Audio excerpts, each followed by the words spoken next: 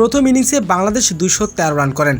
জবাবে দারুণ শুরু করে বাংলাদেশের দুই ওপেনার ওয়াজান ওয়াস এবং ইমানুল হক। উদ্বোধনী জুটিতে 17 রানের পার্টনারশিপ গড়ে টাইগার বোলারদের বেশ চাপে ফেলে দেন তারা। তবে অবশেষে দলের প্রথম ব্রেক থ্রো এনে দেন মেহেদী হাসান মিরাজ। তার ঘূর্ণিতে এলবিডব্লিউর ফাঁদে পড়ে 45 রানে সাজ করে ফেরেন ইমানুল হক। আম্পায়ারের সিদ্ধান্তের বিরুদ্ধে রিভিউ নিয়েও শেষ রক্ষা পায়নি পাকিস্তানের এই ওপেনার। অন্যদিকে পুরো দিন আগুনঝরা বোলিং স্পিডে নাহিদ রানা 148 কিলোমিটার গতিতে ভয়ঙ্কর সব ডেলিভারি পাকিস্তানি ব্যাটারদের রীতিমতো কাঁপিয়ে দেন তিনি। শরীরের আঘাত আনা বাউন্স অস্বস্তি পড়ে যায় পাক ব্যাটাররা।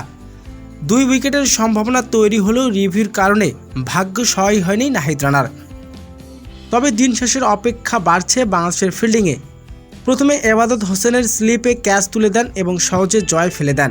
পরে তাসকিন আহমেদের বলে গুরুত্বপূর্ণ ক্যাচ মিস করেন সাত্তার ইসলাম।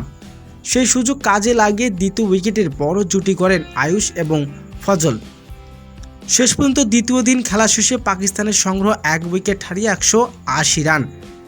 এখন বাংলাদেশ 234 রানে এগিয়ে রয়েছে। ম্যাচের নিয়ন্ত্রণ ধরে রাখতে তৃতীয় দিনের শুরুতে দ্রুত উইকেট তুলে নেওয়ার বিকল্প নেই টাইগারদের।